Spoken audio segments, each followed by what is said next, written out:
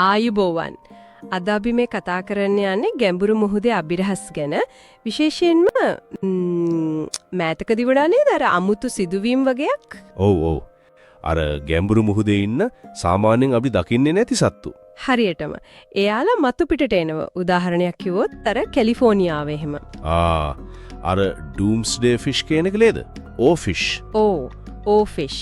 පිලිපීනේත් භූමිකම්පාවකට කලින් දැක්ක කියලා කිව්වා. ඊට පස්සේ අර අමුතුම මාළුවෙක් බ්ලැක් සී ඩෙවිල්, ඇන්ග්ලර්ෆිෂ්. ඒකත් උඩට ඇවිත් ඕස්ට්‍රේලියාවේ ඩෝල්ෆින්ලා, ඉන්දියාවේ මාළු, කැස්බෑවෝ මේ ඔක්කොම වෙරළට කිට්ටු වෙනවා. ඒක නම් ටිකක් අසාමාන්‍යයි තමයි. ඉතින් විශේෂයෙන්ම අර ඕෆිෂ් ගැන පරණ කතා තියෙනව නේද? විපතක පෙර නිමිත්තක් කියලා. ජනප්‍රවාදවල එහෙම කියවනවා අර 2011 ජපාන් භූමිකම්පාවට කලිනුත්. දැක්ක කියනව නේද? ඉතින් මේකේ ඇත්තටම විද්‍යාවක් තියෙනවද? මොකක්ද මේකේ ඇත්ත කතාව? මෙහෙමයි. මුලින්ම හිතන්න ඕනේ මුහුදෙන් 80ක් විතර තාම ගවේෂණය කරලා නැහනේ. අම්මෝ එච්චරක්. ඒ ගැඹුරේ මොන අභිරහස් මොන ජීවීන් ඉන්නවද කියලා අපි හරියට දන්නේ නැහැ. ඉතින් මේ වගේ සතෙක් උඩට එනකොට ඒක අවධානයට ලක් වෙන එක අහන්න දෙයක් නෙවෙයි. ඒක ඇත්ත. එතකොට ඒ හැසිරීම පිටිපස්සේ මොකක් හරි තියෙන්න එපයි නේද? තියෙන්න ඕන.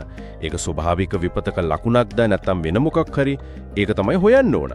දැන් මේ ගොඩක් සිද්ධි වෙන්නේ අර ගිනි වලල්ල කියන කලාපේ නේද? රිංග් ඔෆ් ෆයර් එකේ. හරියටම. පැසිෆික් සාගරය වටේ ලෝකේ භූමිකම්පා වලින් 90 ලක්ෂයක්ම ගිනි කඳු 75ක් විතර එහෙ නේද? බාලි, ටොංගා පැත්තෙත් පොඩි සැලවීම් තිබ්බ මෑතකදී. හැබැයි ලොකු භූවිද්‍යා ආයතන කියන්නේ භූමිකම්පා ගාන වැඩි වෙලා කියලා කියන්න තරම් සාක්ෂි නෑලු. එතකොට ඒගොල්ලෝ කියන්නේ දැන් තාක්ෂණීය දියුණුවයිනේ. ඉතින් පොඩි කම්පන තහු වෙනවා. කලින් ඒවා මගහැරෙන්නේ නැති. ඒ නිසා වැඩි වෙලා වගේ පේන්න වෙන්න පුළුවන්. ඒකත් වෙන්න පුළුවන්. ඉතින් වැදගත්ම දේ තමයි අර 2009 කරපු පරිශ්‍රණයමත් බැලුවම මේ ගැඹුරු මුහුදේ සත්තු උඩට එන්නකයි භූමිකම්පා වගේ ලොකු විපත් අතරයි සම්බන්ධයක් නැහැ කියලාද කියන්නේ? ශ්‍රීජු ඔප්පු කරපු සම්බන්ධයක් තාම හොයාගෙන නැහැ. ජනප්‍රවාද කොච්චර තිබ්බත් විද්‍යාවෙන් එක තහවුරු වෙලා නැහැ. හරි. එහෙනම් එයි මේ සත්තු උඩට එන්නේ? වෙන හේතු ගොඩක් තියෙන්න පුළුවන්.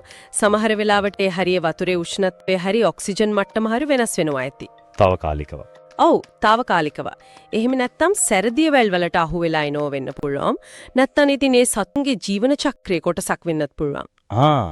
අර කේරළේ මාළු ගොඩ ගහනෝ වගේද? චාකර කියන එක. ඒ වගේ. නැත්නම් කැස්බෑවෝ බිත්තර දාන්න එන කලේ වගේ. ඩොල්ෆින්ලා හිම සමහර වෙලාවට පාර වරද්දගෙනත් එනවා. ඒ කියන්නේ මේවා ලොකු විපත් ගැන කියන අනතුරු ඇඟිවීම් නෙවෙයි. බොහෝ දුරට නෑ. හැබැයි මේ සිද්ධි වෙන දෙයක් ගැන අපිට කණ්ණාඩියක් වගේ පෙන්නනවා. දැනටමත් මුහුදට වෙලා තියෙන දේවල් ගැන. ඒ මොනවද? මේ දිගු කාලීන ගොඩක් වෙලාවට අපිම ඇති කරගත්ත ප්‍රශ්න. දේශගුණික විපර්යාස නිසා වතුර රත් වෙනවා, ඔක්සිජන් අඩු වෙනවා. අර මල කලාප කියන්නේ ඩෙඩ් zones. හරියටම. ඒ වගේ ඒවා වැඩි වෙනවා.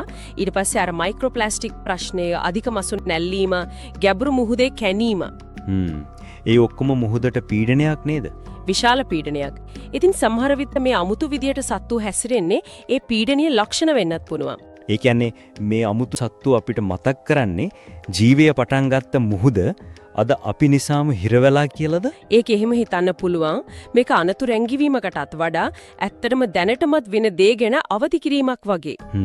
මොකද මුහුද නිහඬ වුණොත් පෘථිවියේ ජීවියත් එක්කම නිහඬ වෙන්න පුළුවන්. ඒක නම් බරපතල කතාවක්. ඒ නිසා ස්වභාව දහම එක්ක බලය පෙන්වන හදනවට වඩා ටිකක් නිහතමානී වෙන එක තමයි වැදගත් වෙන්නේ පැවැත්මට. අර ඉංග්‍රීසි කියමනක් තියෙන්නේ. It has always been humility, not dominance that has kept us alive. ඒ කියන්නේ අපව මේ වෙනකන් ජීවත් කරවලා තියෙන්නේ අභිමානයත් බලයත් නෙවෙයි, නම්‍යශීලීකමයි, නිහතමානීකමයි. සමහර විට මේ ගැඹුරු මුහුදේ ජීවීන් කියන්නේත් ඒකම වෙන්නේ නැති. ඒ කියන්නේ හිතන්න ඕනේ.